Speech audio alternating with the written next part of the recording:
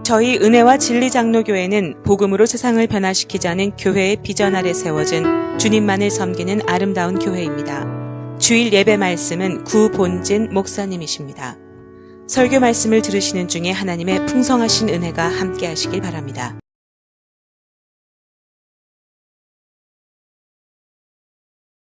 자, 오늘 첫 번째 계명을 생각하는 시간입니다. 지난주에 십계명 서론에 대해서 우리가 함께 말씀을 나누었죠. 십계명이 가지고 있는 의미가 무엇이고 지금 이 시대에 그 말씀이 어떻게 우리 가운데 적용되어야 할 것인가, 서론 부분을 우리가 함께 말씀을 생각했습니다. 오늘 이 시대의 무질서, 혼돈, 이것이 어디서 왔는가?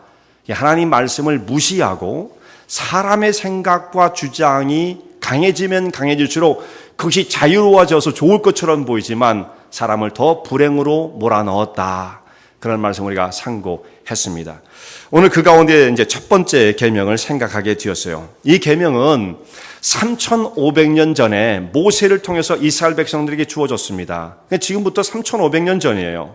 우리는 계명을 생각하면 무거운 짐을 우리한테 또 하나 얻는구나, 그걸 지켜야 되는구나, 안 지키면 큰일 나는구나, 이렇게 무거운 어떤 짐으로 계명을 생각할 때가 참 많습니다.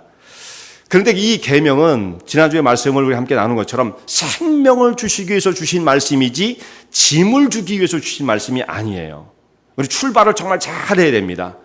이걸 안 지키면 큰일 나는구나, 무겁다, 힘들다, 괴롭다, 이렇게 생각하지 마시고 이 계명을 통해서 우리가 생명을 얻게 해주시는구나, 왜 이것이 생명이 되어지는 것일까, 그럼 어떻게 지킬 수 있나, 이렇게 좀 열린 마음을 가지고 무겁다고 생각하지 말고 생명을 향해 나가는 그런 심정을 가지고 오늘 이 말씀을 여러분이 함께 들으시고 귀를 기울이실 수 있기를 바랍니다. 이 말씀이 3,500년 전에 주어져서 이스라엘 백성들에게 아주 옛날 그 계명이 아니라 오늘 우리에게 here and now, 오늘 여기란 말이에요. 오늘 여기에 살고 있는 하나님의 백성들에게, 또 하나님의 백성이 아닌 사실 다른 사람들에게도 이 말씀이 적용되어야만 하는 것입니다. 그건 모르니까 이제 그것을 그들이 알지 못하는 상태에 있지만 모든 사람에게 주어진 말씀인 것이 분명합니다. 오늘 첫 번째 계명은 나 외에 다른 신을 내게 있게 말지니라, 이렇게 말씀을 했어요. 다른 신을 섬기지 말라, 이런 말씀이죠. 자, 이 말씀은 우리가 어떻게 순종을 해야 할 것인가? 자, 이 말씀을 하나님 명령이기 때문에, 명령이니까, 계명이니까, 안 지키면 큰일 나니까 무조건 지켜야 돼 라고 생각해서 의무감에 지키게 되어지면 사람의 마음속에 어떻겠어요? 불편하겠죠. 힘들겠죠. 계명을 그렇게 보면 힘든 겁니다. 지키려니까 할 수 없지, 명령이니까 어쩔 수 없어, 이렇게 생각하면 그건 무거운 짐이 되어지는 거죠. 권위로 누르니까 할 수 없지, 안 할 수 있는 방법이 없으니까 지켜야지, 이렇게 되어지면 사실 은혜가 안 되죠. 물론 그렇게라도 순종하면, 그렇게라도 순종하는 것이 얼마나 귀한 것입니까? 그렇게라도 순종을 하니까. 그러나 하나님께서 보실 때에는 거역한 건 아니지만 최상의 순종은 아니에요. 최상의 순종은 자발적이어야죠. 맞아, 그렇게 해야 되는 거야, 하나님 한 분만을 섬기는 것이 가장 합당한 것이고 당연히 옳은 것이지, 이렇게 자발적으로 동의하고 순종하면 하나님을 기쁘시게 해드리는 거예요. 그런데 마지 못해가지고 안 하면 죽으니까, 만약 이렇게 해서 우리가 이 말씀을 지킨다고 한다면 하나님께서 그런 백성을 볼 때 그럼에도 불구하고 순종하니까 기특하다, 이런 말씀을 하시겠지만 최상의 기쁨을 드릴 수는 없다 이거죠. 자, 하나님 한 분만을 섬기라고 말씀하실 때 제일 처음에 오늘 하시는 말씀이 내가 어떠한 자이기, 그러니까 하나님께서 말씀하실 때 하나님을 먼저 소개를 하십니다. 내가 어떠한 자이기 때문에 너희는 하나님 한 분만을 섬겨야 한다, 이렇게 말씀을 하시는데, 그때 말씀하시기를 나는 너를 애굽 땅 종되었던 데에서 건져낸 여호와로라, 나 외에는 다른 신을 내게 두지 말지니라, 이렇게 말씀을 하세요. 그러니까 하나님께서는 이스라엘 백성들을 애굽에서 종살이할 때 그들을 건져내신 구원자의 하나님이에요. 구원자의 하나님으로서 이스라엘 백성들을 건져내시고 그들에게 이제 나를 하나님 한 분만 섬기게 된다, 이렇게 말씀을 하십니다. 근데 이 계명을 우리가 좀 생각해 보면, 그러면 이것은 이스라엘 백성들에게 주어진 말씀이 아닌가, 이게 제한되어 있죠. 그 중에서도 애굽 땅에서 종되었던 사람이 구원을 경험하고 난 다음에 비로소 받은 말씀이니까 그것도 이스라엘 백성 전체도 아니고 그 시대에 살았던 사람들에게 주어진 말씀이 아닌가 이렇게 생각이 되어져요. 아주 굉장히 규모가 작아지죠. 대상이 작아집니다. 그럼 이스라엘 백성들만 지키면 되는 것이지 오늘 왜 우리가 이 말씀을 지켜야 되는가라고 하는 의문이 생길 수가 있습니다. 이 말씀 첫 계명뿐만 아니라 모든 말씀이 그 뒤로 가는 모든 말씀이 그렇다면 이것은 좁은 의미로 말하면 이스라엘 백성들에게 적용되는 말씀일 것이다. 민족이 다르고 시대가 다른 우리들에겐 적용되기가 어렵다 생각할 수가 있어요. 단순하게 보면 그 생각이 틀린 것이 결코 아닙니다. 그런데 좀 더 우리가 침착하게 생각해 볼 필요가 있어요. 하나님 한 분 외에 다른 신을 섬겨서는 안 되는 것은 이스라엘 백성들에게만 적용되는 말씀은 아니고요. 모든 사람에게 다 적용되어지는 것입니다. 하나님을 모르는 이방인들에게도 이 말씀은 진리예요. 당연하지 않습니까? 왜 이스라엘 백성들만 하나님을 섬깁니까? 모든 만민이 하나님 한 분만을 섬겨야 하는 것은 당연한 거예요. 그런데 이스라엘 백성들에게 나는 너희를 애굽 땅에서 건져낸 여호와이기 때문에 나를 섬겨. 이렇게 말씀하니까 범위가 굉장히 좁아진다. 이 말씀이에요. 그런데 이렇게 말씀하신 이유가 있습니다. 모든 사람들이 전능하신 하나님을 마땅히 유일하신 하나님으로 섬기는 것이 당연한 것이고 그것이 정상적인 것이긴 하지만 문제는 뭐냐면 하나님을 그렇게 전능하신 하나님으로 섬길 수 있는 사람이 누구냐면 구원을 경험한 사람만 그럴 수가 있어요. 자, 구원을 경험하지 못하면 하나님이 어떤 분인지를 알 수가 없습니다. 모든 만민이 하나님을 섬겨하는 것은 당연하지만 구원의 문을 통과하지 못하면 하나님이 누군지를 알 수가 없잖아요. 근데 구원의 문을 통과하고 나니까 그 하나님이 어떤 분인지를 깨닫게 되어져요. 우리를 애굽 땅에서 건져내신 구원자이신 하나님, 구원자이신 하나님으로만 생각을 했는데 또 하나님을 깨닫기 시작하니까 그분이 어떤 분이에요? 천지 모든 만물을 지으신 창조주 하나님이라는 것을 깨닫게 되어집니다. 그러니까 구원의 관문을 통과하지 못하면 이 계명이 적용될 수가 없는 거예요. 모든 사람에게 주어진 말씀이긴 하지만 그 말씀을 비로소 지킬 수 있는 사람은 구원을 받은 사람만 가능한 것입니다. 그리고 여기에 하나님과 이스라엘 백성들의 관계를 그렇게 말씀해 주십니다. 이게 관계 설정이죠. 여러분, 모든 사람이나 마찬가지예요. 관계가 없으면 그 사람하고 나하고 아무런 의미가 없는 것입니다. 하나님, 나하고 관계 없으면 그 하나님 어떻게 섬길 수 있는 방법이 없는 것이죠. 그런데 어떻게 관계가 회복되어집니까? 구원을 통해서 회복되어지는 거죠. 그러니까 구원을 모르는 사람은 이 말씀을 아무리 전해줘도 진리인 말씀이긴 하지만 그 사람에겐 대상이 되기가 어려운 것입니다. 안 되는 거죠, 아직은. 그래서 구원받은 백성이야만 하나님을 바르게 섬길 수 있다. 그런데 구원받고 나면 하나님의 그 성품과 역사와 능력을 더 깨닫게 되어지고 하나님이 창조의 하나님을 발견하며 그 하나님 앞에 전능하신 하나님 앞에 온 마음을 여서 경배하고 주님을 섬길 수 있게 되어지는 것. 비로소 그렇게 되어지는 것입니다.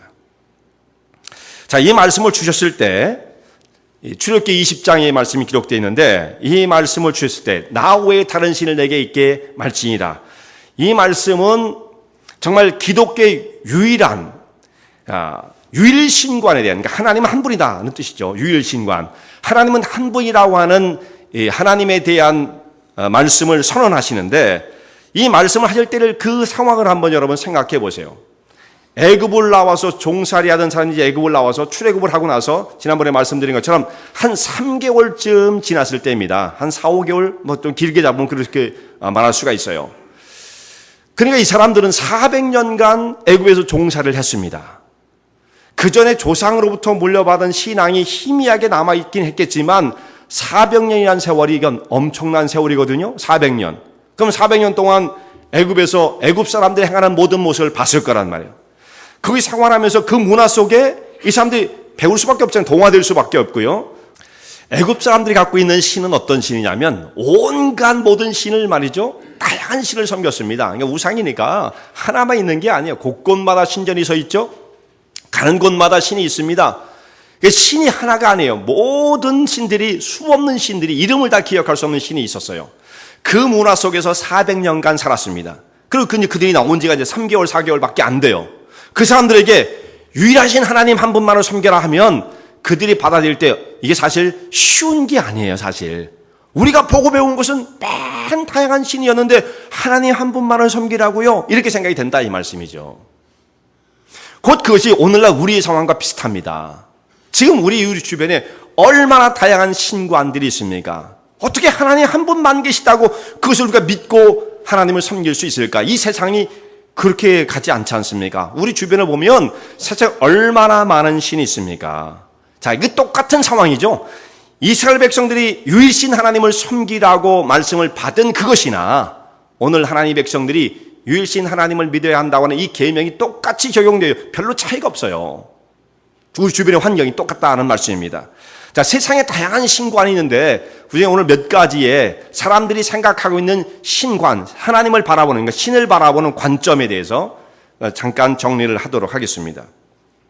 가장 많은 것이 뭐냐면 가장 많은 것과 보편적인 것이 다신론이죠. 다신론. 신은 많다라는 것입니다.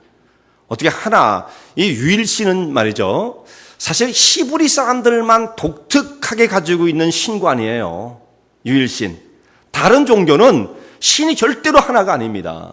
근데 히브리 사람들, 유대인들만 독특하게 갖고 있는 신관이죠. 유대인들만 어떻게 해서 갖게 되는가? 하나님께서 그들에게 그 말씀을 주셨기 때문에 갖게 된 거죠. 그래서 구약적 전통을 갖고 있는 교리 체계를 갖고 있는 사람들, 그러니까 모슬렘도 그 중에 하나죠. 사실 이게 변형됐지만, 근데 유대교, 기독교 여기에만 유일신관을 갖고 있는 거예요. 다른 데는 다 다신론입니다. 이게 가장 보편적인 거죠.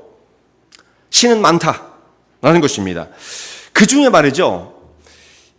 구약성경이 기록될 당시에도 신이 많았고 애굽을 떠나와서 이제 가나안 땅에 정착하고 난 다음에 가나안 땅에 얼마나 토속신들이 많았습니까?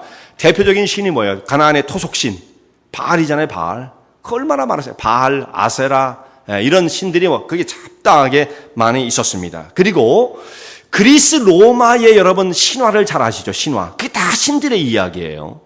그리스 로마는 다 신화가 신들이 하고 있는 그런 모든 모습들을 신화로 만들어가지고 정리한 거 아니겠습니까? 얼마나 다양한 신이 나옵니까? 거기에는 해, 달, 뿐만 아니라 사랑, 전쟁, 승리, 엄청난 거죠. 그거 다 나열을 할 수 없을 만큼. 술신도 있어요, 술신, 주신. 별신이 다 있는 것입니다. 이런 사람들. 그리고 황제가 죽으면 신이 되는 겁니다. 자동으로 신이 되는 거예요, 황제. 그래서 가이사도 죽으면 신이 되고 그렇게 신이 되었습니다. 자, 이런 사회 속에 살던 사람들은 유일신을 믿는 기독교인들을 만났을 때 그들을 어떻게 봤겠어요? 너희는 참 뭐라고 봤겠습니까? 편협하다 했던 거죠. 편협하다. 어떻게 신이 하나냐?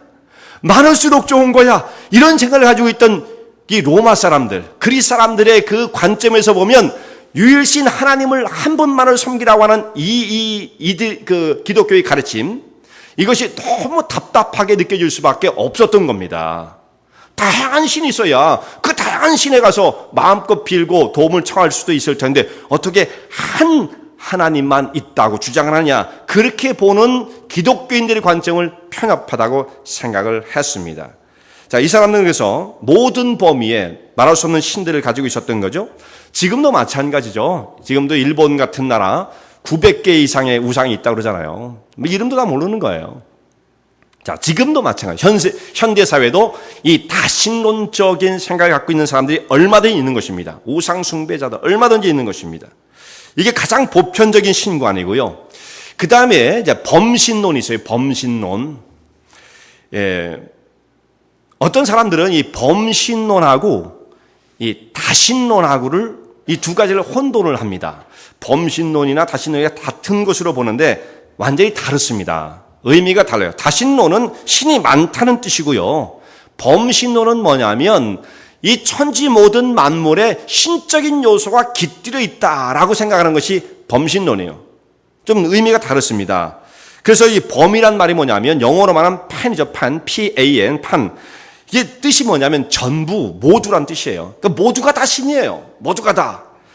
그게 무슨 의미냐면 이 세상 모든 만물 가운데 신적인 요소가 깃들어 있다라고 생각하는 거죠. 그게 범신론입니다. 로마서 1장 20절에 보면 이런 말씀이 있어요. 로마서 1장 20절. 창세로부터 그의 보이지 아니하는 것들 곧 그의 영원하신 능력과 신성이 그 만드신 만물에 분명히 보여 알게 되나니 그러므로 저희가 핑계치 못할지니라. 사도 바울이 이 말씀을 쓴 이유가 뭐냐면 이 말씀을 통해서 로마 사람들을 깨우치고자 했던 것이 하나님이 존재한다는 것은 누구나 다 알 수 있다, 그런 뜻이죠. 어떻게 살 수 있느냐? 하나님이 지으신 모든 만물 가운데 하나님의 신성, 그의 보이지 않는 신성, 하나님 되심과 하나님의 능력, 권세, 영광 이런 것들이 만물 가운데 깃들여 있다라는 거예요. 그걸 통해서 나타내고자 하는 게 뭡니까? 곧 만물을 보면 하나님이 존재하신다는 것을 깨닫게 되므로 나 하나님을 몰랐어요, 이렇게 핑계할 수 없다, 그런 뜻으로 이 말씀을 쓴 겁니다. 근데 범신론자들은 뭐냐면 이 말씀을 정말 이 말씀을 보고 한 건 아니지만 이 말씀을 거꾸로 오해하고 있는 거죠. 하나님의 신성이 모든 만물 가운데 깃들여 있어서 이걸 통해서 하나님의 존재를 깨달아야 되는데 범신론자들은 그 자체가 신이라고 생각하는 거예요. 하나님이 주신 만물이 이게 다 신적인 거야. 이 세상 모든 만물, 그러니까 나무를 보고도 막 절을 하고 그게 토템이라 그러는데 그렇게 하는 겁니다. 나무를 보고도 절을 하고 짐승을 보고도 절을 하고 곰도 그 숭배를 하고 다 그러지 않습니까? 그런 신관을 가지고 있었습니다. 그러니까 아주 이게 혼란스러운 거죠. 하나님이 지으신 만물을 신으로 생각하는 착각, 이게 이제 범신론이다는 말씀입니다. 이게 오류죠. 하나님을 잘 모르기 때문에 하나님, 그 지으신 만물을 지으신 하나님을 발견하지 못하고 그 밑에 범주에 속해 있는 거예요. 어리석은 거죠. 또 한 가지는 이신론이라는 게 있어요. 이신론 혹은 자연신론이라고 말을 합니다. 이신론, 영어로는 데이즘이라고 말을 하는데요. 이게 아주 독특한 신관이에요. 이게 이제 우리하고 상당히 관련이 있습니다. 이신론.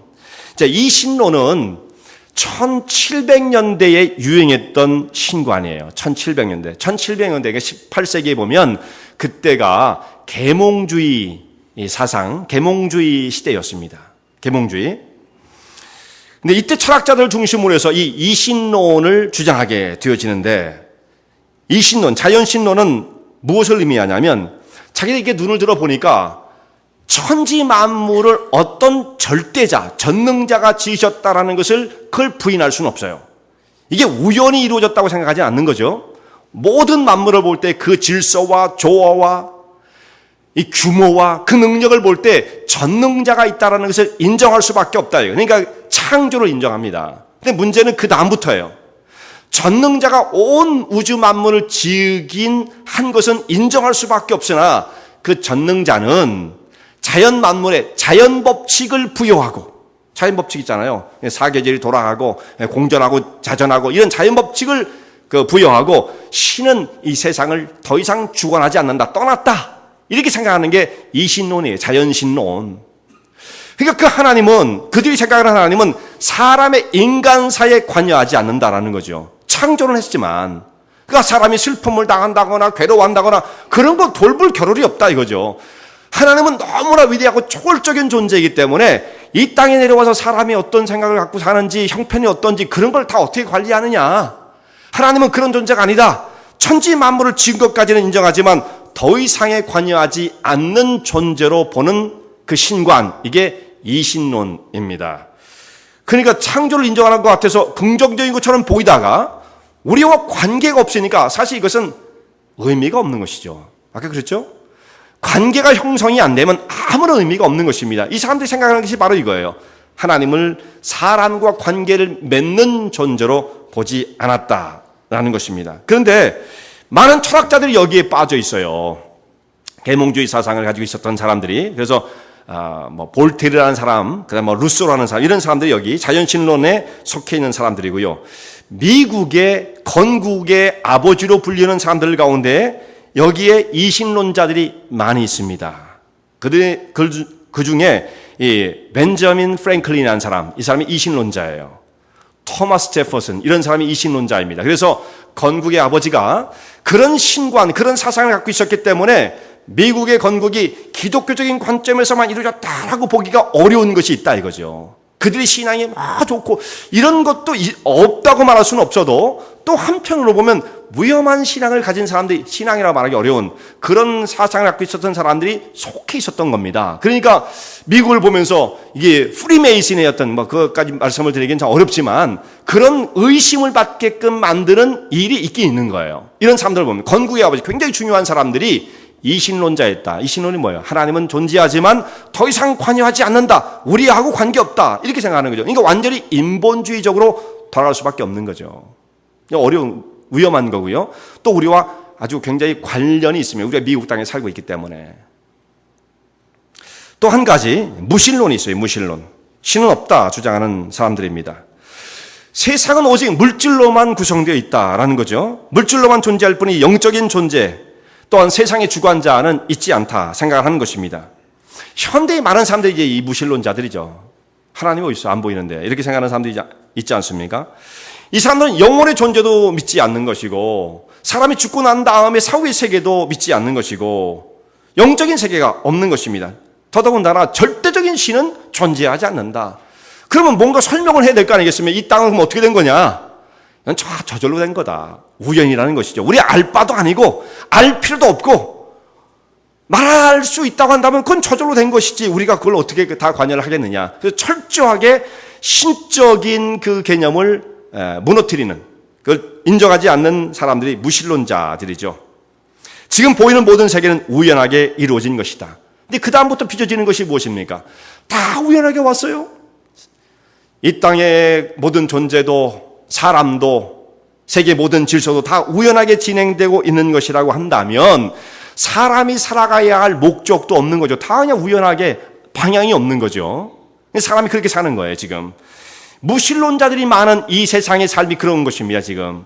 무질서하고 방향이 없고 인생의 의미를 찾질 못하고 허무하고. 그러니까 무신론자들은 허무주의에 빠질 수밖에 없어요. 방향이 없는데 왜 살아야 되는 목적이 없는데 무슨 의욕을 가지고 의미를 가지고 살아갈 수가 있겠습니까? 아무것도 없는 거예요. 근데 이 무신론이 지금 오늘날 현대 사회에는 가장 많이 영향을 주고 있는 거죠. 무신론. 근데 성경에 보면 성경의 시편 14편에 이런 말씀이 있어요. 어리석은 사람은 그 마음에 이르기를 그 마음에 하나님이 없다. 이렇게 속으로 생각한다라는 거예요. 시편 14편에 있는 말씀이죠. 어리석은 자는 그 마음에 이르기를 하나님이 없다 하느니라. 자, 이런 사람들을 두고 하신 말씀이죠. 어리석은 사람은 하나님이 없다라고 그렇게 생각을 하지만 또 한 가지는 거꾸로도 말할 수 있어요. 하나님이 없다고 생각하면 사람이 어리석어집니다. 그럴 수밖에 없죠. 목적이 없으니까, 방향이 없으니까, 왜 살아야 되는지 알지 못하니까 의욕도 없는 상태에서 무슨 사람이 무슨 똑똑해질 수가 있겠습니까? 어리석어질 수밖에 없는 거예요. 그래서 어리석은 사람은 하나님이 없다 한다. 그런 사람은 또한 어리석어진다. 이렇게 말할 수가 있는 것입니다. 자, 마지막으로 불가지론이라는 게 있습니다. 불가지론. 이것은 무신론과 조금 비슷해요. 흡사하긴 한데 불가지론은 뭐냐면 이 불가지론이라는 뜻이 그 자체가 알 수 없다. 그런 뜻입니다. 알 수 없다. 하나님이 존재하시는지 하나님이 계시지 않는지 그것을 우리가 결정할 수 없다. 이렇게 주장을 하는 사람들입니다. 신의 존재에 대해서 부정도 할 수 없고 인정도 할 수 없다는 그런 태도인데 사실은 신의 존재를 인정할 수 없다고 한다면 그것을 이제 증명할 길이 없기 때문에 이 사람들 그렇게 말을 합니다. 증명할 길이 없지 않느냐. 없다는 것도 증명할 길이 없다. 존재한다는 것도 증명할 길이 없다. 그래서 나는 판단 유보다라고 생각하는 사람들이 있는데 이것이 불가지론자들이에요. 그러나 이 사람들은 거의 무신론에 가까운 사람들입니다. 왜냐하면 하나님을 인정하지 않는 것은 비슷하기 때문에 무신론에 가까워요. 그래서 이 사람들을 불가지론 어려운 말 안 쓰고 대부분 이 사람들이 이제는 무신론자로 분류를 합니다. 이렇게 같은 맥락에 속하는 사람, 불가지론자, 무신론을 같이 취급을 하게 되어지죠. 자, 이 범위에 속한 사람이 한 사람 아는 사람이 있어요. 버트랜드 러셀이라는 사람, 영국의 학자였죠. 이 사람이 불가지론자의 대표적인 인물입니다. 오늘 성경에서 첫 번째 십계명의 첫 번째 계명은 나 외에 다른 신을 네게 있게 말지니라 이렇게 말씀하시는데 이 말씀은 하나님은 한 분이시다 이것을 말씀하실 뿐만 아니라 이 말씀은 오늘 우리가 그 하나님 한 분을 어떻게 섬겨야 할 것인가 라고 하는 그 내용까지 내포하고 있는 거죠. 근데 먼저 우리가 정리해야 할 게 있어요. 여러분 다시 한번 성경을 보시기 바랍니다. 20장 3절 말씀을 한번 보세요.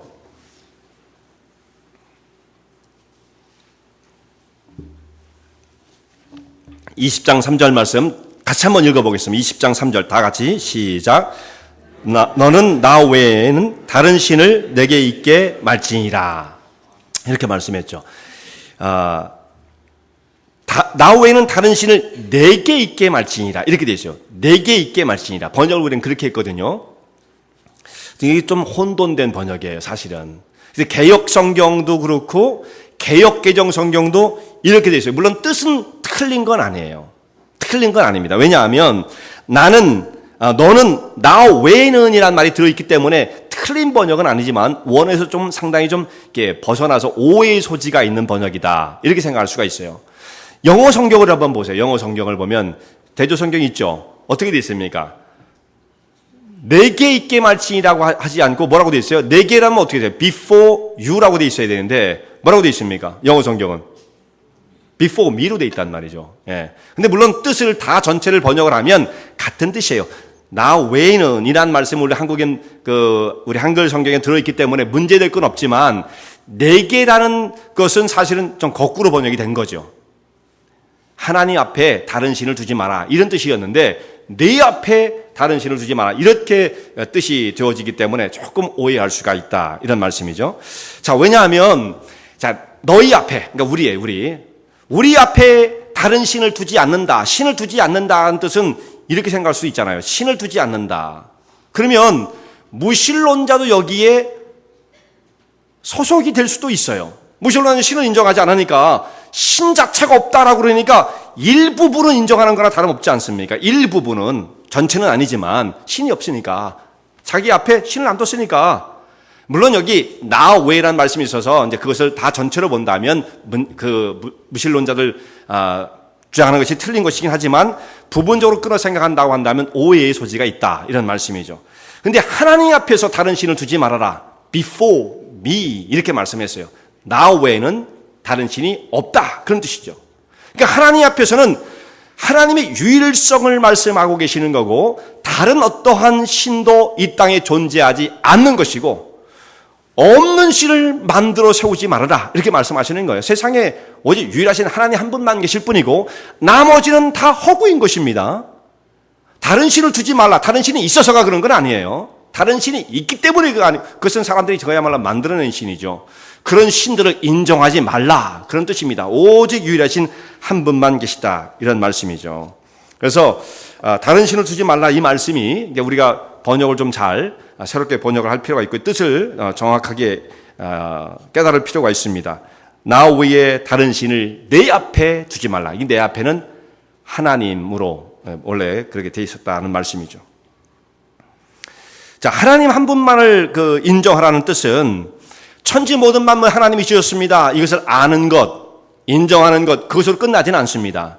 자, 오직 유일하신 하나님 한 분만 계시다고 한다면 그 하나님을 우리가 어떻게 바라봐야 할 것인가? 이건 지적 동의를 말하는 게 아니에요. 하나님 한 분만 계셔. 나도 그건 알아. 그렇다고 해서 하나님 한 분을 섬기는 것은 아닙니다. 제1계명을 충실하게 섬기는 사람이라고 말할 수는 없는 것입니다. 하나님 한 분이시라고 한다면 그 사람은 어떤 자세를 가지고 하나님을 바라볼 것인가? 여기까지 연결될 수밖에 없는 것이죠. 온 천지 만물을 다 지으시고 역사를 주관하시며 나의 삶을 간섭하신 그 하나님을 어떻게 바라보고 섬길 것인가? 그 앞에 서 있는 자기의 문제, 하나님과 관계되어진 자기의 모습, 이것을 발견하라는 말씀이에요. 그러니까 우상 섬기지 말아라. 그 말씀도 물론 맞죠. 다른 신은 없다. 그 말씀도 맞습니다. 그런 뜻도 있습니다. 그러나 더 중요한 것은 그 앞에 서 있는 너의 모습, 나와 어떤 관계를 맺을 것인가? 이 문제를 말씀하고 있는 거죠. 전능하신 하나님 앞에 서 있는 자기의 모습을 발견할 것을 말씀하시는 것입니다. 자, 오늘 우리가 살고 있는 이 시대에 오늘 이 말씀의 가르침과는 정말 다른 방향으로 가고 있는 시대에 우리가 처해져 있습니다. 지금은 모든 것을 상대화시켜요. 절대가 없습니다. 절대. 기준이 무너졌다고 그러지 않았습니까? 절대가 없어요. 모든 게 다 상대적입니다. 예를 들어서 누군가 여기서 무언가를 주장을 하면 그걸 상대적으로 다른 것을 얼마든지 주장할 수가 있어요. 얼마나 다양합니까, 세상이. 그렇게 상대적인 그것으로 평가를 하고 세상이 이렇게 유지되어 가고 있는 것이죠. 상대적이지 않은 것이 거의 없어요. 제가 좀 키가 그래도 작은 편은 아닌데 저보다 훨씬 더 큰 사람들 앞에 가면 저는 작은 사람이 되어지죠. 제가 굉장히 날씬한 편이지만 더 날씬한 사람 앞에 가면 저는 좀 몸이 뚱뚱한 사람이 될 수도 있어요. 이게 다 상대적이라는 거죠. 쉬운 예가 있습니다. 미국에 한 2만 불 이하, 한 만 몇천 불, 그것도 못 버는 분이 계실 수 있습니다만, 그렇게 되면 얼마나 가난하면 극빈자로 취급이 되어지죠. 그러니까 그 사람들은 나라에서 지원을 해준다는 말씀이에요. 살 수 있도록 최저 생활을 보장해야 되잖아요. 그렇게 해서 이제, 국가에서 지원을 해주는데, 이런 사람이 만약에 1년 소득, 연소득 1,000불도 안 되는 나라에 한번 가보십시오. 그러면 2만 불을 수입하는 사람은 20배를 더 잘 살게 되죠. 그런 나라가 많단 말이에요. 아프리카의 소말리아라든지 콩고 같은 나라가 굉장히 못 살거든요. 북한도 마찬가지예요. 그런 나라 가면 여기 2만 불 소득자는 거의 최상층의 상류 계급이 되어지는 겁니다. 그러니까 상대적이죠. 그러니까 부자다 가난하다라는 것은 사실 어디에 기준이 있냐? 얼마를 가진 사람이 부자입니까? 기준이 없어요. 다 상대적이죠. 내가 저 사람보다는 부자야, 저 사람보다는 가난해, 이렇게 생각하면서 때로는 불행하게 여기기도 하고 그렇게 되는 거죠. 그러니까 이 부의 개념은 다 상대적인 것입니다. 이게 분명한 거예요. 아무리 많이 벌어도 만족은 없으니까. 그러니까 우리가 너무 높은 데만 생각하고 나는 가난해, 나는 불행해 이렇게 생각하지 마시고 약한 사람들을 도와주고 이렇게 되어지면 자기의 부함을 오히려 더 발견할 수가 있게 되어지는 거죠. 자기 가진 것으로만 가지고는 만족할 수 없습니다. 이게 상대적인 개념이기 때문에. 자, 이렇게 상대적인 것이 분명히 상대적 개념이 있고요. 이것도 진리입니다, 분명히. 그런데 문제는 뭐냐면 상대적인 것을 상대적으로 볼 수 있는 것이 있고 절대적 기준을 세워야 할 게 있는 거예요. 근데 이 상대적인 것 때문에 절대적으로 세워야 할 그것까지도 상대화시키는 것이 오늘날의 시대란 말씀이에요.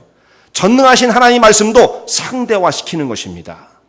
자, 그게 뭐냐면 이 1계명을 상대화시키면 뭡니까? 나 외에 다른 신을 두지 말지니라. 이 말씀을 절대적인 가치로 하나님 말씀으로 이건 변경할 수 없는 것, 타협할 수 없는 것임에도 불구하고 사람들은 그렇게 보지 않고 어떻게 봅니까? 하나님은 이렇게 여기서 말씀하시지만 기독교만 유일한 종교는 아니고 이 세상 가운데 얼마나 많은 종교가 있는데 모슬렘도 있고 불교도 있고 힌두교도 있고 얼마나 많은 종교가 있는데 우리가 이렇게 말하는 것은 너무 독선적이다 이렇게 생각하는 사람이 있다 이 말씀이에요. 그래서 그것을 어떻게 말합니까? 종교다원주의가 나오게 되어지는 것입니다.